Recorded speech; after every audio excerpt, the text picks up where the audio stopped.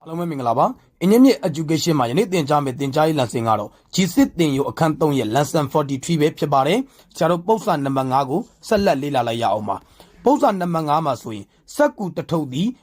1.25 လက်မထု၏စက္ကူတစ်ရွက်သည် 0.0025 လက်မထုလျင်ထိုစက္ကူရုပ်တွင်စက္ကူမည်မျှပါသနည်းစက္ကူအရေအတွက်ကိုလိုချင်တာပဲဖြစ်ပါတယ်စက္ကူတစ်ထုပ်လုံးရဲ့စုစုပေါင်းအထုသည် 1.25 ပါတရွက်ဤပြန်မြအထုသည် 0.0025 ပါလိုချင်တာသည်စက္ကူအရေအတွက်ပဲဖြစ်ပါတယ်ထို့ကြောင့်ဆရာတို့ပေးချက်ရေးပါပြီစက္ကူတစ်ထုပ်ဤအထုညီများခြင်း 1.25 လက်မပါစက္ကူတရွက်ဤအထုညီများခြင်း 0.0025 လက်မပါလိုချင်တာသည်စက္ကူအရေအတွက်ပါထို့ကြောင့်စက္ကူအရေအတွက်ညီများခြင်း question mark ပါအရေအတွက်ကိုလိုချင်ရင်စုစုပေါင်းကိုတီးပြီးတော့ပြန်မြနဲ့စားပေးမှာပဲဖြစ်ပါတယ်စုစုပေါင်းအထုသည် 1.25 ပါပြန်မြအထုသည် 0.0025 ပဲဖြစ်ပါတယ် 1.25 ကိုတီး၍0.0025 နဲ့စားရင်ဆရာတို့လိုချင်တဲ့စက္ကူရေအတွက်ကိုရရှိမှာပဲဖြစ်ပါတယ် 1.25 by 0.0025 ပါ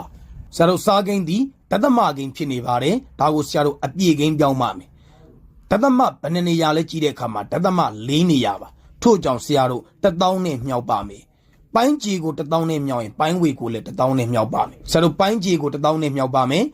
စားရင်ရှေ့တိုးမြောက်ရင်နောက်ဆုတ်ပါတသမ4နေရာဆုပ်ရမှာပဲဖြစ်ပါတယ်ရရှိလာသောတန်ဖိုးသည်25ပါပိုင်းဝေကိုလည်းဆရာတို့1000နဲ့မြောက်ပါမယ်စားရင်ရှေ့တိုးမြောက်ရင်နောက်ဆုတ်ပါတသမ4နေရာဆုပ်ပါတယ်ရရှိလာသောတန်ဖိုးသည်12500ပဲဖြစ်ပါတယ်25နဲ့ခြေလို့ရပါတယ်